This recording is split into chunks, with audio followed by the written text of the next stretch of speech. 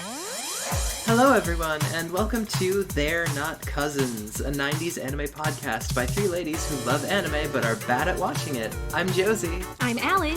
And I'm Cassie. Hey ladies, it is October. We are deep into the spookiest month, and I figured, we're obviously not going to any parties or anything this year, but I thought it would be fun to check in and see, if you were getting dressed up, what costume would you have picked this year? I would have picked Isabelle from Animal Crossing because she was really the person who we needed at the beginning of the pandemic. She was there for us, and I feel like dressing as her, I would be able to bring some of that energy into the long, dark winter of Corona. Also, I would be totally into having a huge cup of vacation juice right now. Now, I don't play Animal Crossing, but vacation juice is alcoholic, right? It's never really stated. She could just be having a really nice mocktail, a great iced tea, but, the implication is there. Yeah, I really like the idea of Allie's going as a drunk golden retriever for Halloween. Thank you. Doesn't she have, fluffy ears? Wouldn't that make her something else? Is she a Pomeranian? No, she's actually a Shih Tzu. Oh, okay. Oh, wow, I'm really showing my ignorance here. Oh. That's okay. At the beginning, when I was buying the supplies to make her ears, I think I called her a Pomeranian or something, and my husband was quick to say, Allie, you are a fucking fan of this. How do you not know? Why? Because it doesn't matter that much. We know she's a dog. Yeah, and I'm not really much of a dog person, so, get off my back. But you want to be the dog. Exactly. Oh, no, you don't want to be a dog girl, Allie. We've already covered this. Have we? Damn. No, but we covered it in my mind. And that is where it shall stay. That person, Edward. All right, Cassie, can you do any better? What's your Halloween costume? Oh, gosh. I'm so bad at Halloween. I always have big plans, and then I end up just wearing some leftover costume from my closet. Because my closet is just filled with random costumes. Can confirm, yeah. It's too many costumes. Okay, so if you had to combine two costumes to make a Halloween costume, what would you do this year? Okay, let's see what we have in my closet. Oh yeah, new podcast segment. We're going into Cassie's closet. What's in my closet? A new segment. Fashion alert. I have giant wings, some leather coats. So I'm hearing Angel Sanctuary. Yeah, there we go. Angel Sanctuary. Perfect cosplay. Bam, we got there. Perfect obscure Halloween cosplay that everyone will totally get. I think there's something to be said for having a Halloween costume that nobody knows what you are. You almost have a one-up on them. It's yeah, I know what I am. Do you? No? Give me the candy. Bye. I'm going to slam the door on you. I'm not sure anyone would give me candy if I showed up at their house. They'd be like, 911, there's an adult dressed like an angel outside. What do I do? You are dead ass 30 right now. But how about you, Josie? So I think this year I would have gone with She-Ra from the Netflix show. Oh, good costume. Yeah, very good. If anybody hasn't watched it out there, I recommend it. You just gotta kind of power through season 1 where it's oh, this is definitely a kid's show. But then you get to episode 8 and you're oh no, this actually has stakes and is interesting. And by the end of it, you're crying and you're sobbing and it's amazing. Oh, no. So you're saying that it's going to give me big Steven Universe energy. Oh, yes, absolutely. If you haven't watched it yet, I highly, highly, highly recommend it. It's on Netflix. It's really, really good, and I'm super late to the party. She-Ra is the tallest, strongest, blondest gay, and I love her just immensely. Perfect. So yeah, I'd either do that or go as the Ghost of American Democracy, one or the other. You just do old-timey sheet ghost, but with an American flag instead. Woo! Democracy's dead! Yes. With a powdered wig over the top. Oh my gosh. Yeah. That was a throwaway joke for me, but I think that's actually really, really funny. The idea of a American flag ghost with a powdered wig. That's so good. Well, now we know what to look out for next Halloween. 911, there's a strange person. There's a strange flag ghost on my lawn. Please send help. Hey, police, is this a hate crime? I think this is a hate crime. enough about that. We've got a Sailor Moon episode to discuss for everyone. So why don't we get into it? Cassie, do you want to start us off by reading the officially sanctioned plot synopsis for episode 3? Yes. Let me move a window here. Just carrying a glass window pane that's going to get run through by a guy carrying a pie. And then the pie man tells us the synopsis. Yeah. Anyways. Some days you just can't get rid of a bomb. This time on Sailor Moon, Episode 3, The Mysterious Sleeping Sickness. Protect the girls in love. All the girls are tuning into a late-night radio program called Midnight Zero. Meanwhile, a strange sleeping sickness plagues the town and puts many people to sleep, including Miss Haruda and Naru. Wow. Yeah. Yeah. Okay, cool. I didn't know if we were done. It felt like it was going on. Same. That's it. That's the whole thing. The synopsis actually just gives you everything that happens in the episode.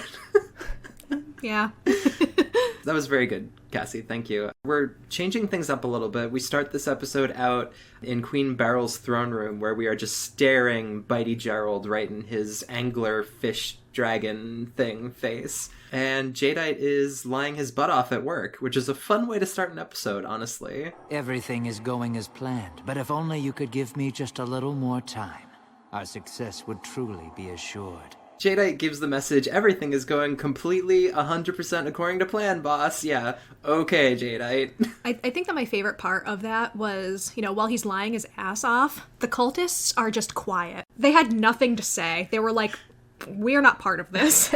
You're on your own, Jadeite. They don't want to back his lie, but they don't want to call him out either. Exactly. They are complicit. Yeah, this is very corporate culture, which their terminology is also kind of corporate for some reason. I'm just imagining Jadeite being like, of course, the numbers are going to look bad at the start of the second quarter, but I'm confident that if we effectively leverage our synergistic assets, we'll see some strategic improvement to our brand trajectory and build our core competencies. And Queen Beryl is just cool with that. Yeah, she's like, be sure to CC me on all of your TPS reports, so that way I can see the numbers for myself. He pulls out like a PowerPoint and a laser pointer, and he's like, please turn your eyes to the screen while I show you some graphs. And Queen Beryl is literally just on Facebook. Yep. She's looking at her phone. She's like, great job, Jadeite. Yeah, cool. Yeah, she is completely checked out for this. She actually reminds Jadeite that the success of their entire organization rests on his effort, and I'm like, hey, Beryl, I know that this cult/support group that you've got going on is pretty depressing because of their pessimistic outlook on literally everything, but you need to consider going on Craigslist because there are good actual employees who need jobs out there, and this dude is not cutting it. It just makes me wonder, in this organization, if they have an ERP.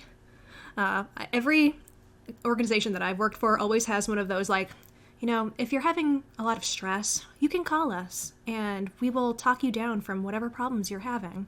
We're going to let HR know that you called us. We're not going to tell them what you talked to us about, but it will be on your permanent record. I wonder if that's why we don't hear a whole lot. Yeah, I think it's more like if he takes advantage of that, then they just murder him. Oh, wow. Yeah. They're like, what? You're too stressed to perform properly? Death. So it is just like corporate America. Yeah. Yep. God, it's so real. It's too real. We are seeing the city skyline at night, and all the girls in the show are listening to some kind of podcast where people submit love letters to be read to the audience by the host. And I gotta get ahead of this right now. Yes, listeners, I will introduce a segment where we do this on our podcast. Just submit your love letters to they're-not-cousinscast@gmail.com. I feel like this has a lot of monetization potential. Yeah. Oh, because it's other people doing all of the work for us. Exactly. And, literally we're just going to be reading all of what some, sap from Hoboken has to say about their doomed love. And then it's perfect. Can you check the information for who's actually listening? Like, are there people in Hoboken right now that we have now turned off of the podcast forever? I don't think anyone's listening. That's fair. That's a very fair point. I do have Google Analytics turned on, so I can drill down into that data if I care enough. But I think that it's literally like 3 people that we know. Yeah, if you could send me that TPS report. It'll be on your desk by 10 o'clock tonight. Perfect. I do want to make a note that if you send us love letters, they absolutely have to be PG-13. I cannot stress this enough. Allie's life is hard enough without having to read your Goku/Optimus Prime /fic. Oh no. Okay, look, you don't know what my life has been like. I will read that shit forever. Allie loves Optimus Prime fanfiction. Right, but... She told me that the other day. Please send it to her. She wants it. So I put the emphasis on the wrong aspect of this. It cannot be explicit about what is happening. Oh, it has to leave something to the imagination. Right, exactly.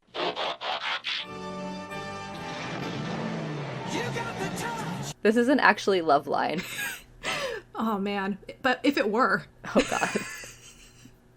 Another 90s reference. Oh. I'm gonna, show myself as being ignorant again. What is Loveline? So Loveline was was it on MTV or VH1, Cass? I don't remember. I think it was MTV. I think you could also listen on the radio.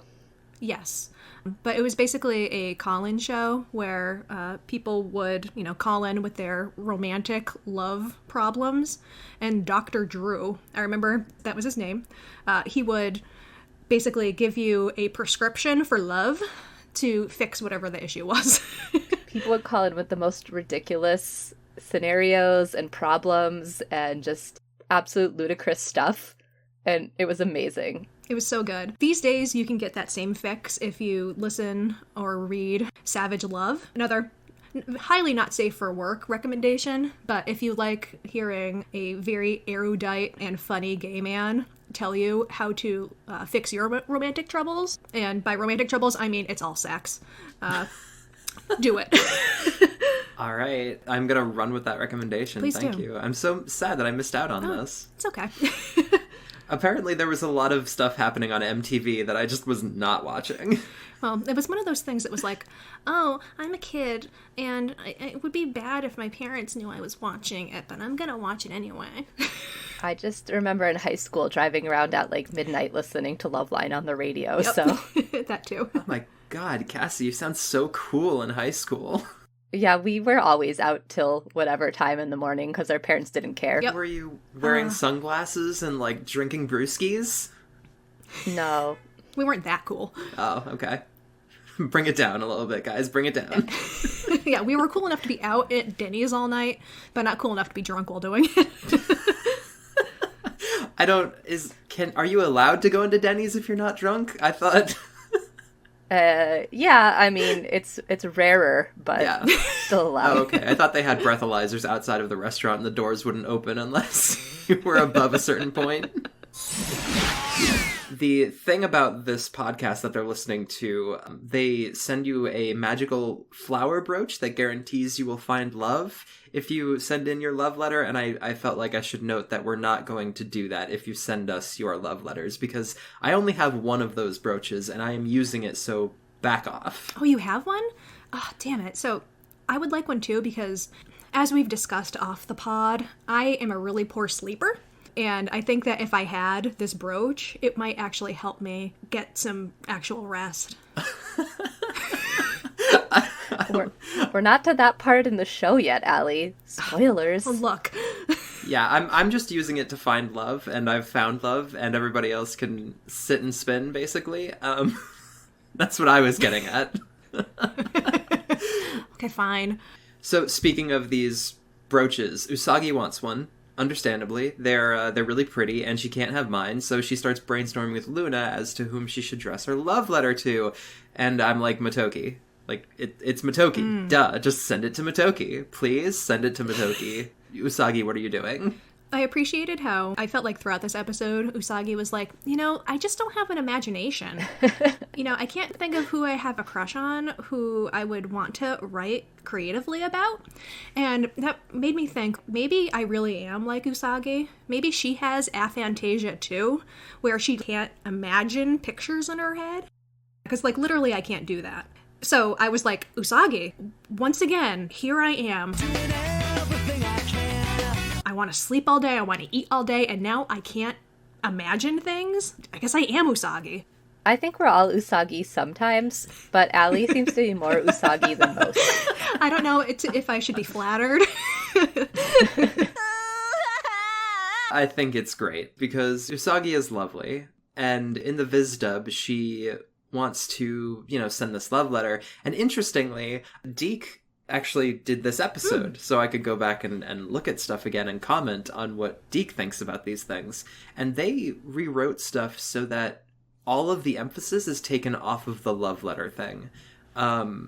Because I guess teenagers aren't supposed to date in the United States. It's like the biggest difference that I noticed in the Deke dub of this episode. I mean, are they aware of actually what happens in the American schools? Also, does that mean that Jedi wasn't reading love letters? He was just like, "Hi, this is Haru no sensei, and I just wrote you this letter to say I like cheese." That is definitely read as being a love letter, but it's, I don't know, they take the emphasis off of the children writing the love letters. They don't say the word love letter. They really back off from it. And also Usagi makes the comment that teachers never have boyfriends or something. It's very weird. Don't tell me Miss H sent the love line a letter. It can't be her.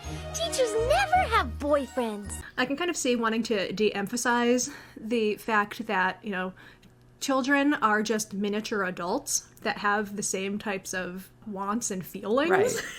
Given that large swaths of America don't really want to admit that, kids don't want to actually date each other. Boys have cooties. Well, they do, but Well, yeah. Hot cooties. Yeah. So that's very interesting. Hot cooties would be a great way to refer to COVID. I just want to point that out. Oh my god. It's spicy cooties. It's spicy, deadly cooties. Get up, come on, get down with the sickness. I also think that perhaps because it's animated, that they were trying to market it towards a younger audience who wouldn't necessarily have interest in writing love letters and having a romance. Just because Usagi's 14 doesn't mean they anticipate that 14-year-olds would be watching it. Yeah. It's because it's a cartoon, and the majority of people watching cartoons at that time were 8-year-olds. It could just be there was no nefarious reasoning behind it, other than the fact that they thought it would be more marketable. I guess that's true. Thank you for stepping in to defend the giant corporation, Cass. I appreciate that. I know. I'm always on the side of the anime corporate machine. The anime industrial complex. There you go. Join us for our next episode on pharmaceuticals. Oh my god, this is the perfect time. We have to point out that in between the last episode of this podcast and this one, Viz no longer streams Sailor Moon for free on their website.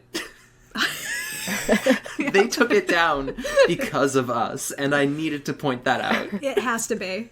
Yeah, it literally has to be, because I found a nice way to make a professional-looking little advertisement that I posted on our Instagram, and I tagged them in it, and then literally the next day, Gone. Watch for Free was gone. Gone. What did you do, Allie? I don't know. They didn't respond to me. They just did what they were going to. Viz ghosted me. They're like, your move, podcast. This is some next level stuff. This is Death Note. This is everything.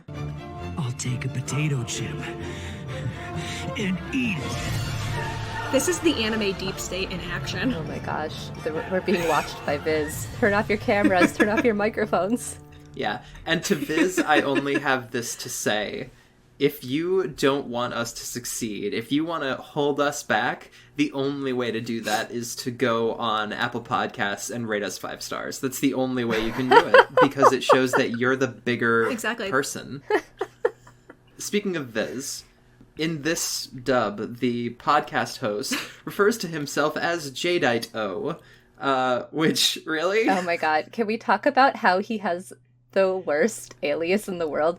No one will know who I am if I say I'm Jadeite instead of Jadeite. He is high-key pretending to be a breakfast cereal right now, and I am so not here for it.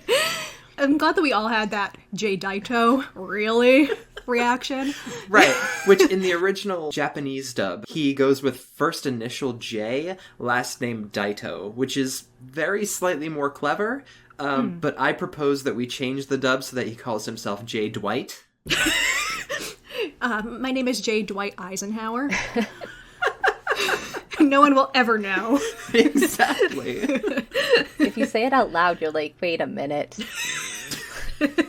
Like, you got me there. Isn't that just Jadeite? Like, is he pretending to be a DJ now? Yeah, apparently he is. He's pretending to be a DJ on this show, and it's just sad. It's just really sad. Although, we can't really be mad at Jadeite for doing what we're doing, right? Yeah, but we're not trying to be, like, disguising ourselves. Aren't we? I mean, no. I mean, we didn't really give ourselves, like, nicknames to mask our true identities. I'm also not trying to collect everyone's energy. Or am I? Well, speak for yourself, Cass. Yeah, I mean, we gotta get that energy for the Negaverse, otherwise we are definitely gonna get laid off at the next team meeting. No. Well, now I know who's not a team player. Gotta put that into the next performance review. Just send a passive-aggressive email here. I'm gonna BCC the head of corporate on here, so that way it goes straight to the top. Per my last email, guys. God, I say that all the time at work. It's really bad. Oh, me too. Like, if anything pisses me off more, it's like, oh, I missed that. Well, if you actually read your fucking email, Sam. Open the goddamn attachment. Yeah, that's the... Per my last email is the... girl, you better pay attention and stop screwing up. Well, I'd really appreciate it if you proofread your emails before you sent them to me. Usagi wants to write a letter to this podcast so that she can get one of the pretty flower brooches, which, understandable, but also back off. And Luna, in response, is like, bitch, you do not have time to write a rough draft. You have to get some sleep so you can be well rested for your magical girl / child soldier lifestyle. I appreciate that Luna is just being a hard ass. She is being responsible, because Usagi is not. Yeah, it's weird, Allie. It's almost like Luna is acting like Usagi's elder, like a mentor figure, like someone who's a lot more mature than her. Like her mom. Well, I mean, Like she should have a mom voice. Yeah, apparently no. she's younger than Usagi. Isn't that weird, Allie? okay, look, just because she's younger doesn't mean that she can't be wiser. Hashtag this cat has big mom energy. Hashtag luck. Give me a break. Usagi decides to go to bed in a huff because this cat is squandering my creativity. Ruined my life, cat. Indeed.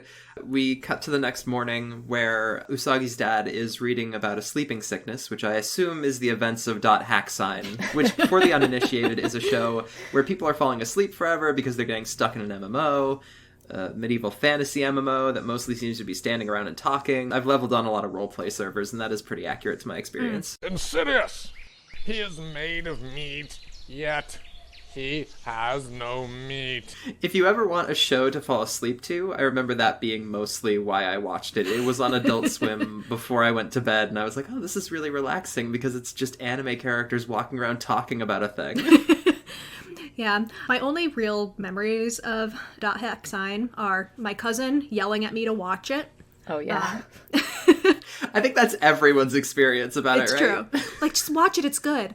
And it having a really good soundtrack. It does have a good soundtrack, I agree with that. Yeah, and also that there is actually a video game, or a series of video games based off of it, which I've never played because I ain't got time for that. I need to replay games that I've already played before. Right. You have to get through the Cool Spot video game for the 8th time. Oh, you don't even know. Like, this time around, I'm gonna 100% it on the first run.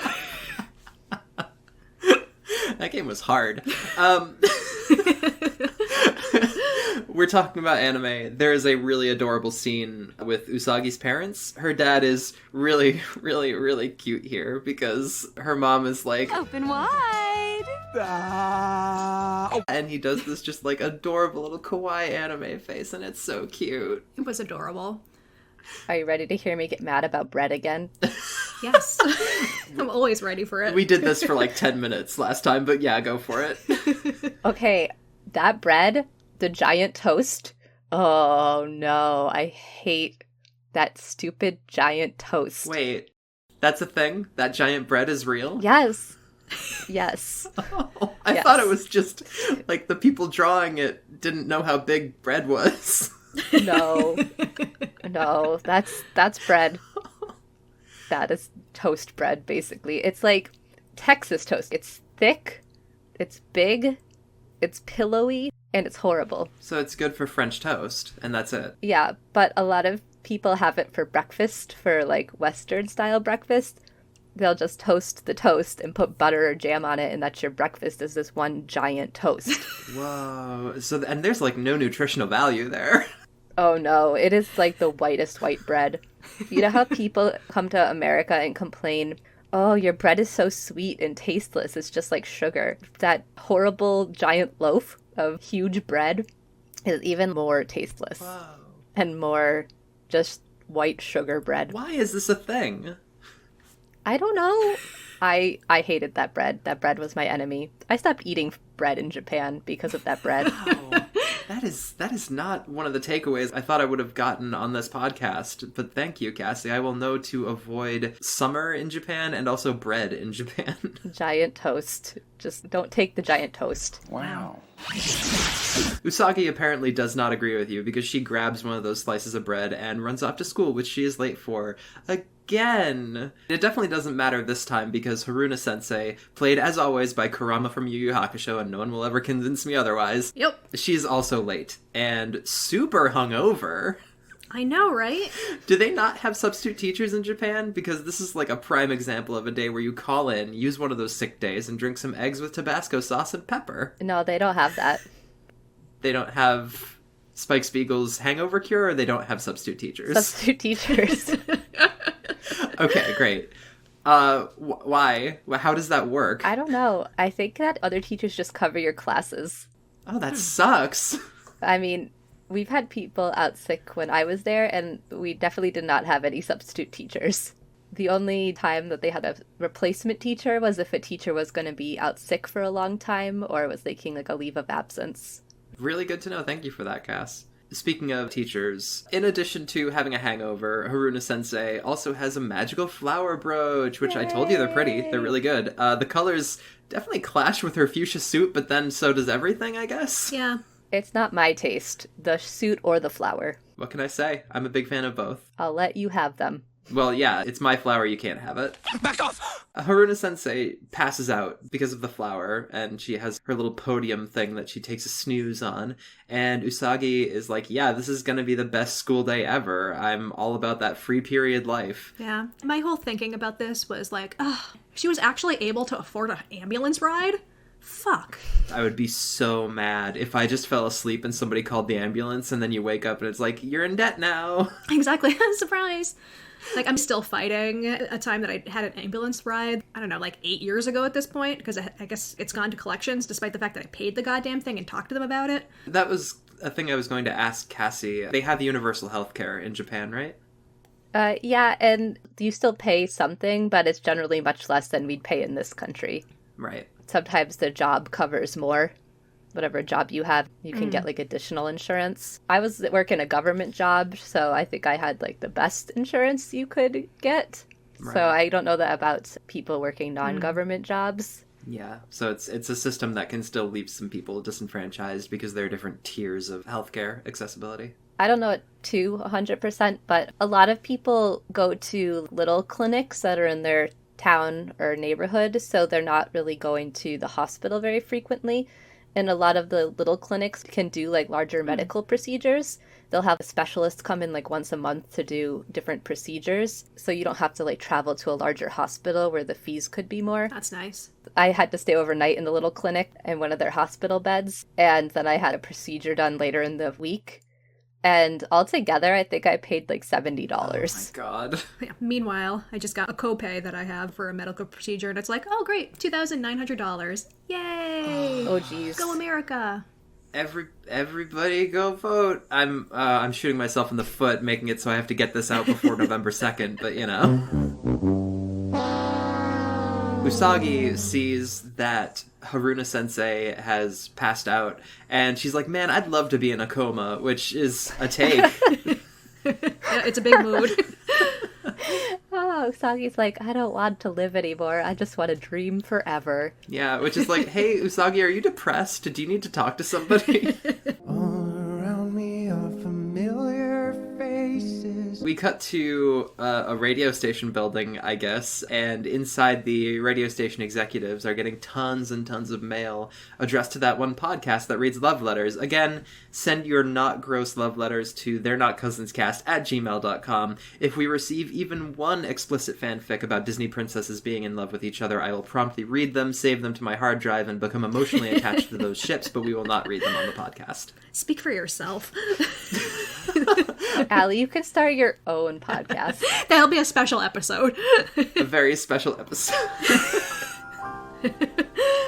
I love how they get these letters. They have no idea why they're getting all these letters, but they don't really question it. They're just like, I don't know, put them somewhere. Put them on a shelf for later. What are they going to do with them later? I'm surprised that this radio station, because their response is, we don't have this radio program. Okay, so start this radio program. Clearly there is a demand. Exactly. Where do they think the letters are coming from? Do they think every single woman in the Juban district is delusional? Do they not have someone in their radio station whose job it is to listen to the shows? It would be like if we put out our podcast and we didn't listen to the end result. Do you actually listen to yourself when you speak, or do you find you drift in and out? To your point, Cass, they're like, yeah, just put him somewhere, and an extremely fashionable young lady with short red hair and eyes that flicker like a Halloween decoration running on the same batteries you had in there last year comes up, offering to get rid of it. Oh, more of those letters? No, I'll take care of them for you. Great! Thank you for being such a team player. I love how Jada has a thing for Lady Yoma. Yes. Lady monsters. I don't know if, like, this is the biggest demographic in the Dark Kingdom, so he might have a very large pool of qualified monsters to pick from. For some reason, every time I see one of these monster women, I'm like, oh, maybe it's Jedi in disguise. But then... But then I remember him in the fortune-telling episode where his disguise was like a trench coat and glasses and a hat in the middle of summer. And I'm like, no, he's not that good at disguises. No, he goes to the thrift store and he's just like, all right, middle of summer. What are we looking at here? Heavy winter coat. I'm gonna pop some tags. Back outside, Usagi and Naru are walking by some Akira rejects and talking about this podcast.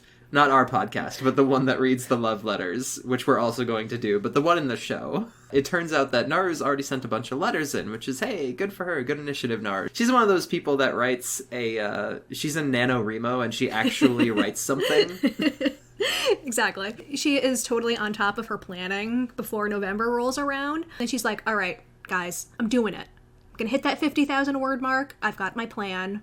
I'm on top of it. Leave me alone for the rest of this month. So that way I can take care of this and I can get my little badge on the website and do nothing else with this thing ever again.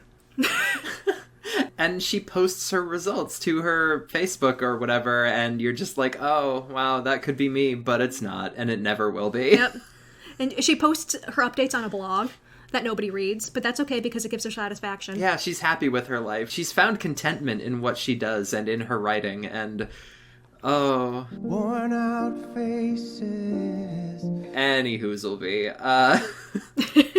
Usagi and Naru are talking about this thing, and Usagi walks into a telephone pole while talking about potential future boyfriends, which seems to suggest that Usagi will fall in love with this telephone pole, which, I get it, it's tall, it has a career, and as long as it doesn't get struck by lightning, it'll always be there for you. It's not Motoki, but, you know, there are worse guys you could date. It could be Motoki if she put a wig on it. Motoki is just a telephone pole with a wig on him? Yeah. Okay. Oh, I did want to point out that there was a brief scene where Luna is for some reason at the arcade and Motoki is there and he's like, oh, I'll go get you some milk because I care about your needs and I'm anticipating what you would like and I'm just going to make your life better. And Luna is like, oh man, I also have the hots for this guy. And I'm like, yeah, somebody date this guy. He's perfect. Well, I also realized by that scene, in my mind, Motoki was like in high school. But he has to have graduated because he's working during the day while Usagi's at school. So he's like way too old for Usagi. Yeah. Yeah, that's a good point. I had not considered that. He might be too old. Oh, bummer. That was my ship. Well, now my ship has sunk. I mean, I'm pretty sure our unidentified stranger that makes fun of Usagi all the time, Mamo-chan, is also way too old for her, so... Oh, yes, that is true, too. But, you know what? This is a fantasy. Yeah. Yeah, fair enough. Fair enough. It is a fantasy, and I want to know, how does this character still not have a name? We have not heard his name yet in the show. Because it's just some dick that she sees on the street all the time. Like, literally every time she's doing something dumb in the road, he's there. He's just peeping and creeping. I feel like the 2 previous episodes, he was just kind of being offhandedly like, whatever, I don't care about you. But this time he is actively making fun of her and being an actual asshole, and it sucks. I know walking and talking at the same time is difficult for you, but you really should pay attention to where you're going. Oh, shut up! He's like, haha, 14-year-old, you suck. Yeah, yep. I do not like this guy. I don't like this ship. I'm not looking forward to seeing where that goes. And this is why I'm just gonna stop caring about Serena and start caring about crap. You were doing so well. I was doing so well. Last episode I didn't even do it once. You can call her Serena. Serena's fine. We all know who you're talking about. Oh, God. I hate this guy. I'm going to refer to him as Darian, and that's not a mistake. That's intentional, because he doesn't have a fucking name yet. Darian. He is Darien, Connecticut, and I hate him. There is nothing gorgeous about him. I am so annoyed! Stupid mock turtleneck! Let us move on back to Usagi's house. She pulls out some adorable stationery in her room and attempts to write a love letter from scratch. Did you notice something very odd about this scene, or was I the only one? What was it? Why are her hands suddenly so small? Oh no, what? Her hands were so tiny in the scene. It was like she was doing the tiny hand challenge. They were incredibly tiny. Oh, I remember she was wearing her pajamas and they're like stuck in the sleeves and it's all cute. No, she like put her hands up to her face and her whole hands were just small. Like whoever was on hand drawing duty did not do a good job drawing the hands. Hear me out. Hear me out, okay? This is related to the bread.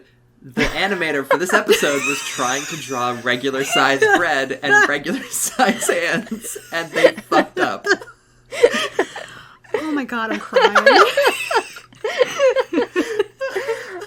It was like she had the tiny hand challenge, like she was holding those little plastic hands instead of having real hands. I mean, sometimes you have to do weird stuff to get into your writing headspace. I'm not going to judge her her methods. Everyone's process is different. Exactly. Got like a pen taped on her plastic hand trying to write. Oh my God. I'm amazed that I'm the only one that noticed that, because that was the first thing I noticed. I think I was too busy writing my note about aphantasia to really be paying attention to the size of her hands.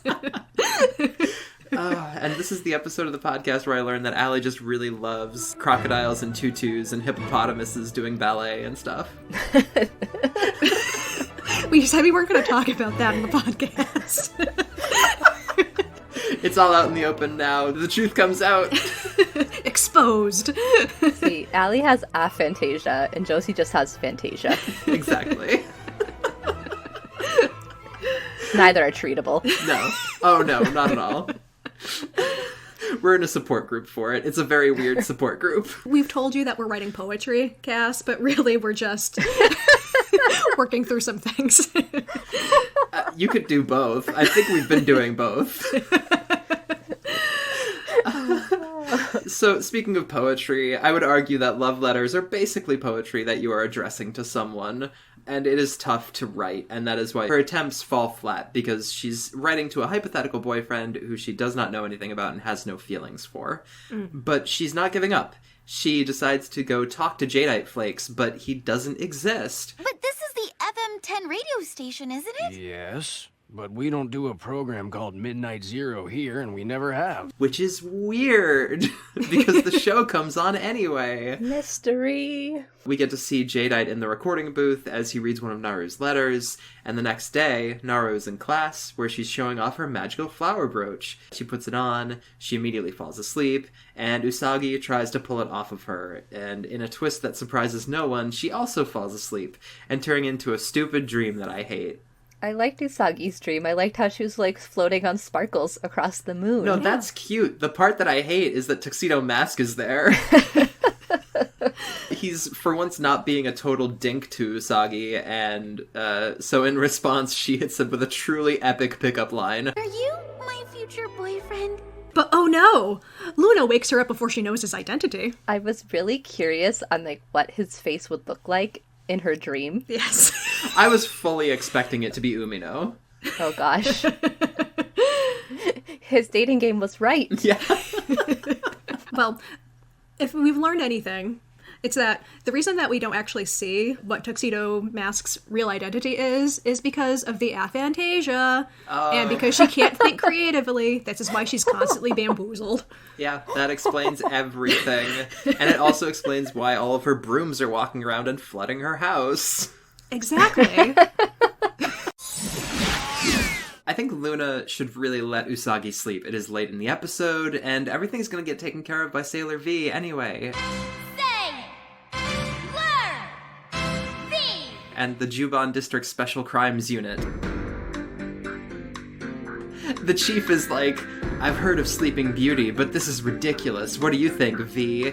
And Sailor V is like, I don't know, chief. I don't see any spinning wheels around, but I get the feeling it has to do with a pretty big prick. Right? It's funny because I was thinking earlier that, if Usagi was Sleeping Beauty, she would go out trying to find the spinning wheel to touch her finger to it so she could sleep forever. Yes. Oh, she absolutely would. And that is, again, a huge mood. And another reason why I am Usagi. Just let me sleep. And then Darien as Prince Philip is like, hey, you stupid idiot, I can't believe you're sleeping right now. What a dumbass. Get the fuck up and get a job, hippie. I'm gonna go fight a stupid dragon. What have you done with your life lately? Oh, God. I love that movie. Okay.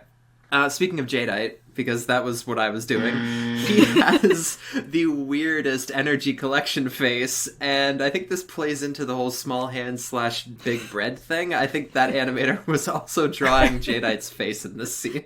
At that moment, I literally wrote down, oh no, Jadeite makes me feel sad. Jadeite, what happened? He, melted in the sun. Whenever he's doing the energy collecting scenes, I always just get anxious for him because I think, Jadeite, bank the energy. Put the energy in a box. Can I get a box? And send it to Queen Beryl because you're going to lose it.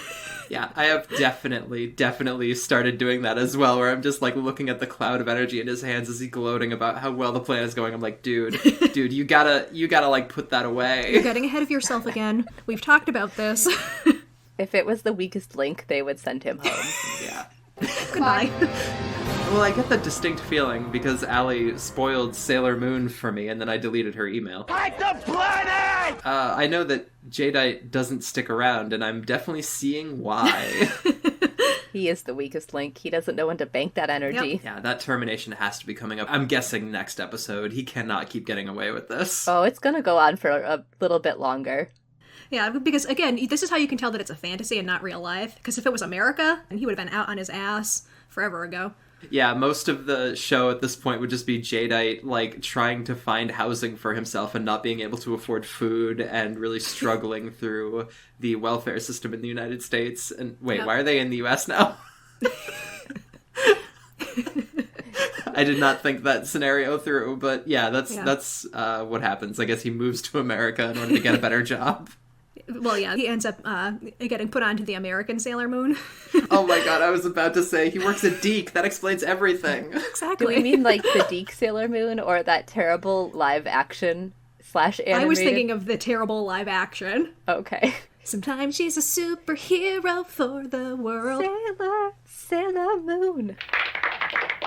Oh, right, it was live action, but there was also going to be the, little animated sections that were done in He-Man style. Yeah, it's like when she transformed, that would be the section that was animated. And that's where Jadeite would be hanging out, creeping. Just creeping. Who could have guessed that the hearts of girls in love held such incredibly powerful energy? Jadeite and his super fashionable redhead take a second to gloat about their super successful plan.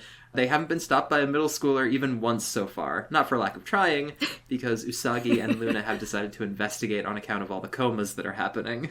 Usagi's jealous of the comas, so she wants to get to the radio station so she can get a coma too. Yeah, she's like, flower, please. Exactly. Yeah, and, you know, if nobody's going to give it to me while I'm at home, I'm going to go straight to the source. Yes. Good job, Usagi. But she is worried about how they're going to get into the facility. So Luna activates her cheese powers to create a cheese pen. It's not a cheese pen. It's actually really cute, and I want one. You don't know what it's made out of?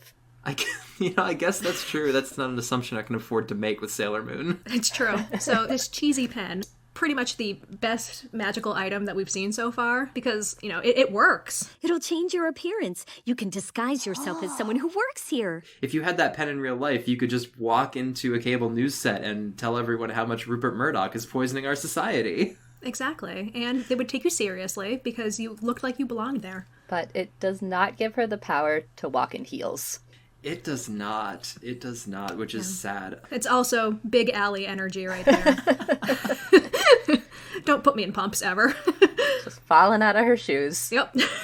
I'm glad that other people related to this scene because I remember this scene so vividly of this transformation and Usagi's new appearance. For anyone in the audience who hasn't already figured it out, I am trans, and rewatching the scene for the first time, it struck me so profoundly. I don't know why, but my heart and brain teamed up in that moment to be like, I wish I could be like her. Aww. That wasn't the first time I had thoughts like that, but for some reason, this scene really hit me hard.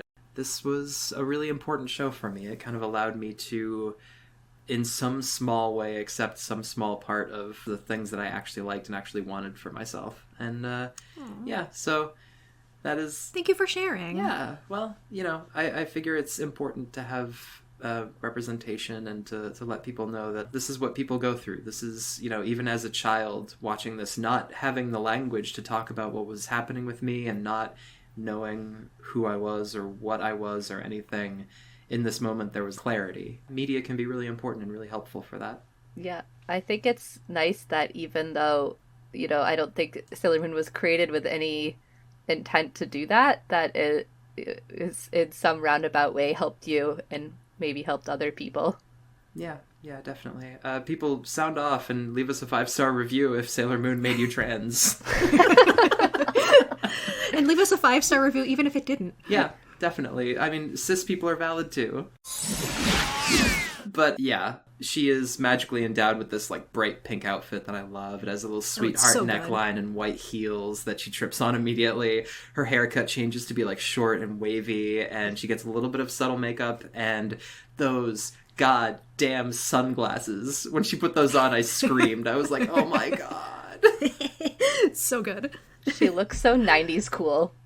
Yeah, exactly. She looks so freaking 90s cool, and it's a bad sign that in 2020 here I am growing older all the time. I'm like, oh man, I wish I could look like that. Luna is not into it, which, yeah, she's a cat. I would expect her to not have any fashion sense, but she can't stop Usagi from waltzing into the studio, storming past Jadeite Oats Flunky, and taking a seat in the recording booth to drop some tea on the Juban district. The flower brooches that this radio program has been sending out to its listeners are extremely dangerous. If you receive one, don't touch it under any circumstances. And this is basically what I want to do on Fox News. I just want to walk there and be like, hey, these people are lying to you. You should do something about it. Truth. And as she was doing that, I was thinking, what if you were actually in the audience listening to it? What were you thinking, you know? Like, what was going through your mind? Like, I just wanted to listen to some people spill their hearts on a syndicated talk show. And now this woman just barges in.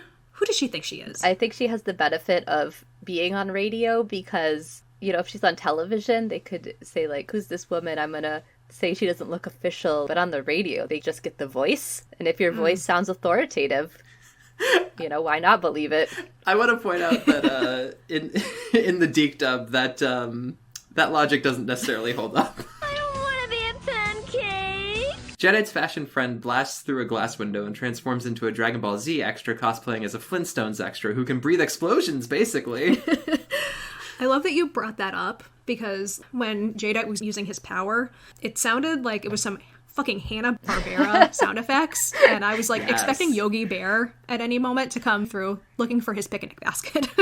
I also wanted to point out that I'm pretty sure the door to the studio was open, so the reason she jumped through the window was just to be extra dramatic. It was so good. She was like a beautiful gazelle. She definitely was. She is the most menacing Negaverse monster we have seen so far, because everybody else has just been like, oh, I'm gonna make some zombies out of normal people. And she's like, fuck it, Dr. Octagonopus. Yeah, I noticed that. I was like, no zombies this time. In response to these explosions, Usagi transforms into Sailor Moon and informs the bad guys that the concept of trapping women in eternal slumber is copyrighted by Disney, so their podcast is shut down. You are canceled. Copyright strike. Corporate cancel culture. That's gonna happen to us. Instead of throwing her tiara, she's throwing like a cease and desist order. DMCA takedown. Action. I'm in danger. I do need to dip back into the Deke dub for one more moment, because when Terry Hawks did the line to transform into Sailor Moon in this scene, she says, "Moon Prism power and make it fast." And then later, when Jadeite deflects her tiara, she's like, you can't do that. It's supposed to work every time. And those are the little things that I still remember fondly about that version, where it's a little bit of meta humor, like the writers are winking at us. In a non-sexual way, of course, because nobody ever writes love letters in the Christian Minecraft server that is the United States. Yep. The only appropriate response to turning into Sailor Moon is to shoot blasts of energy out of your mouth with extreme prejudice, and that's what the Demona knockoff does here. Oh, Frau, we trusted you. How could you, Frau? Come on, Frau, you're better than this. I thought we were friends, Frau. Whatever gave you that idea? Well, you were fashionable and cool. I want to be friends with cool people. One time, she punched me in the face. It was awesome. And at this betrayal, Sailor Moon freaks out, and she jumps through a hole in the ceiling. And you remember how in the last episode of the podcast, I said that the fight felt sort of tacked on and pointless? This one is so much better. This involves changes in scenery, the tiara attack doesn't work at first, and then bam, turns out hats are just boomerangs because it whips back to slice the bad guy in half. Yeah, that really was like chop chop. I didn't even just hit you, you're just completely sliced in half. Yeah, which they kept in the Deke dub. I was shocked at that. Well, there's no blood. No, just a person being literally torn in two. We also get to see Sailor Moon take on Jadeite Bran himself, and I'm like, yeah, I really, really want this fight. This is great. This is cool. I'm here for it. And then, surprise! Yeah. Surprise! He deflects the tiara, makes a force field to deflect Usagi's attempt at a suplex, because this is not a toddler fight, and it looks like Jadeite has won. But then, for the first time ever in this entire rewatch, we get a Tuxedo Mask appearance that feels like it's actually needed. It's actually useful. Yeah, Jadeite is stopped in his tracks, and it's over immediately. Like, Tuxedo Mask is like flying overhead. He's just gone, and he cackled so crazily. He's so weird in this episode. Why was he laughing like that? Mamo-chan, who hurt you? Sarabada, matao.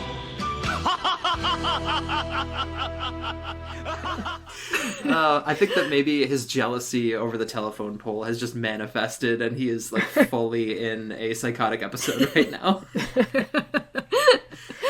Jadeite disappears and leaves Usagi to drool over Tuxedo Mask again. You're killing me, Usagi. You really are. How can she think suddenly that's her crush after he laughs like that? As a person who ignored all of the red flags in many of my relationships. You are Usagi. Allie is... Hashtag Allie is Usagi. Oh no. Ignoring the red flags, dating someone who is a lot older than me, who is a bad idea. Yeah. Yeah, here we are. I'm imagining, like, in real life, if you knew someone, like, if you were dating somebody and you were at, like, a movie theater and you were watching a funny movie and that laugh came out of that person, you would just leave, right? And all of the theater, everyone there would also leave. The fight is over, and we go back to the school. It is the next day, and Usagi is writing a love letter to Castanet Jimmy, as I'm going to refer to him. Oh, Castanet Jimmy. Castanet Jimmy actually sounds like a band member of like a really cool ska band, so I'm not even mad. Yeah, no. Not at all. It's perfect. Naru makes fun of her for this note and threatens to read the letter out loud to the class. Haruna Sensei is also back, and she's totally into show and tell of the personal correspondence variety.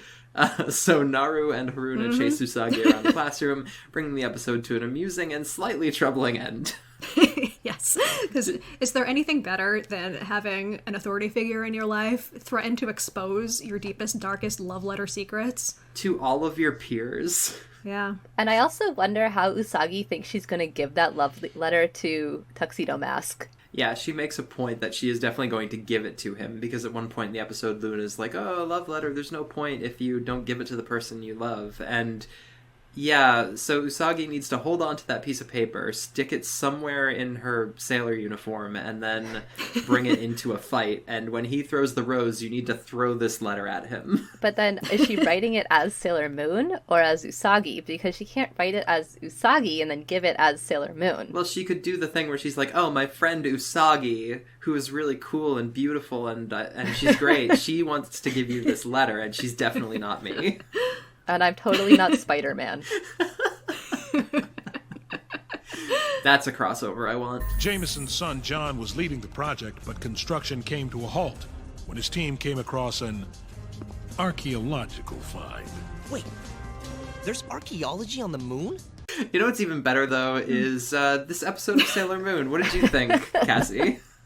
I actually really liked this episode. When I was watching it this time around, I was pretty sure that there was the Deke version of this one, because it was very familiar. She gets her little transformation pen so she can pretend to be other people, like transform into her little costumes. In the future episodes, that's one of my favorite things, is when she's like, moon power, make me a beautiful nurse. Like, moon power, make me a shrine maiden. Like, all her just ridiculous outfits that she gets to transform into later, like, they originate from this episode. And the, the love letter part is cute. It's treated, like, nicely. Yeah. Nothing weird about it. It's just write a love letter to your crush and give it to them, like a normal person. It's a very cute idea, and it's so weird to me that it was so downplayed in the Deke dub. It's, like, so harmless. It's just very cute and very fun. Yeah, I still think that could just be to the age group they are trying to market it to. They sometimes make really strange decisions based on what demographic they're trying to market to. Didn't they cancel Teen Titans or something because not enough boys were watching it and only girls were watching it? Oh, wow. That would make me so mad. That show was so good. I'm pretty sure that's what happened. So, like, they make very strange decisions based on whatever demographic they'll want to have watching the show. Corporate cancel culture strikes again. Allie, tell me what you thought about the episodes so that I can get that bad taste out of my mouth. Sure thing. Sorry.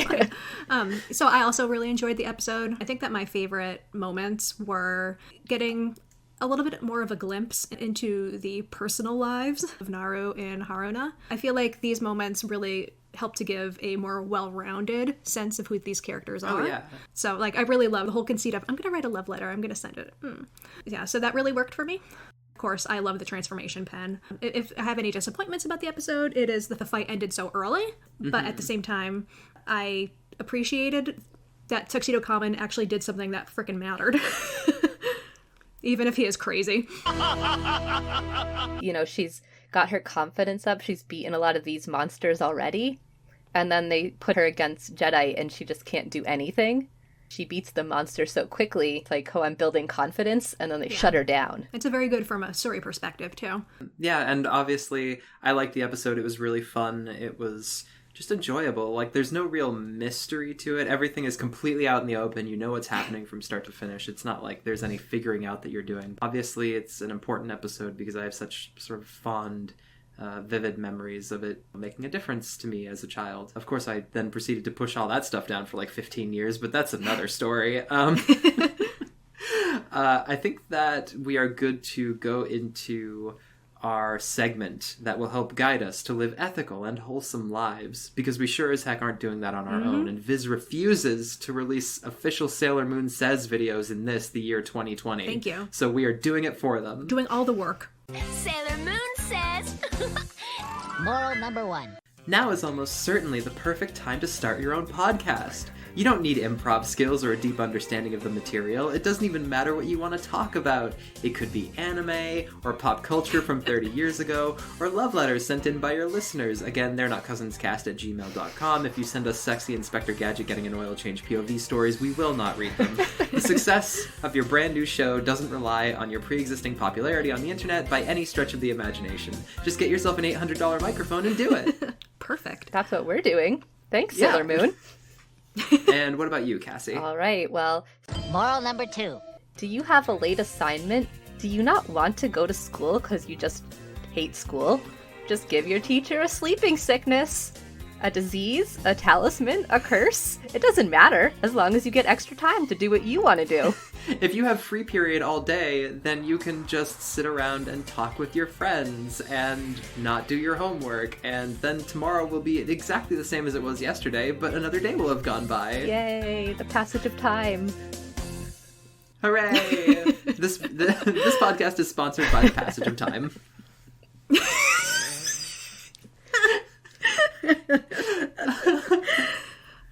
You need it, you want it, especially right now. Oh my god, please give me the passage of time. Yeah, please, can it be 2021 already? Yeah. Moral number 3. If your podcast doesn't take off, just run a pirate radio station out of your garage.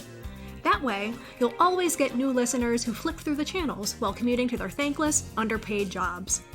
It's the best way for you to get exposure for the least amount of effort. Plus, you can always stop recording before the cops come and shut you down. Yeah, you absolutely can. We're not going to. We're going to keep recording, even if they take us to jail for doing the Sailor Moon podcast. I'm looking at you, Viz. We're clutching our microphones in the prison. Mrs. Cassie, recording in secret from the toilet in the prison. They snuck the microphone in a cake. Oh my god, I love that idea. You don't send a file, you don't send a saw, you don't send a shovel, you send a microphone. You hear, like, licking noises from someone, like, licking the cake off the microphone.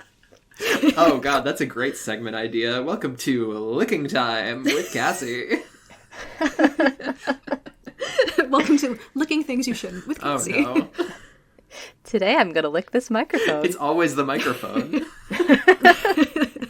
Because you should never lick your microphone, so it's always relevant. I'm just imagining in the far future we have this massive fan base. This will not happen. This is a complete fantasy. Don't worry, 3 people that are listening. We're not putting any pressure on you to let people know about our podcast and tell your friends and like create word of mouth buzz. Like we're not. Don't even worry about it.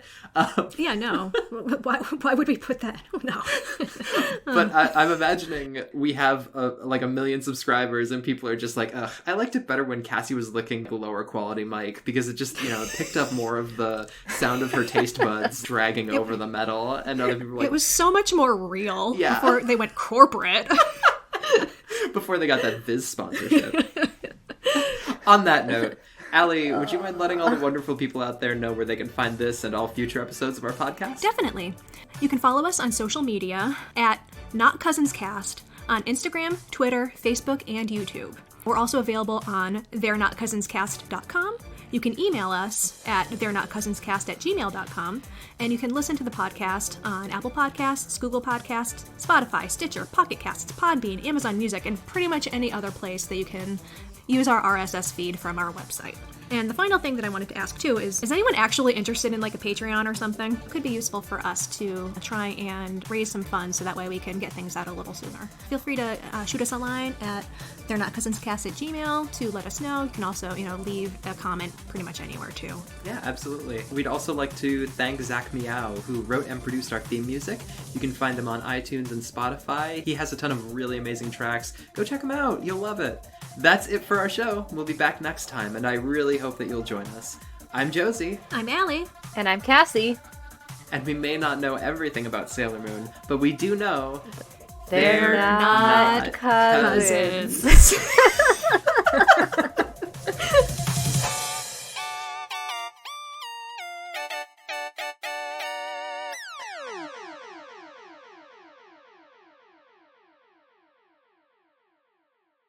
Oh my god, I am my brain is exploding. It's great. with exploding with thoughts? No, the opposite of that. Goop. Goop. Oh no. Goop No is the goop. opposite of thoughts. Yeah, that is a dig at Gwyneth Paltrow, and no, it's not going to make it into the podcast, which makes me sad. We're not going to talk about her vagina on this pod. Hashtag not sponsored by Gwyneth Paltrow. Oh, God. Fuck Gwyneth Paltrow. Oh, what a weirdo.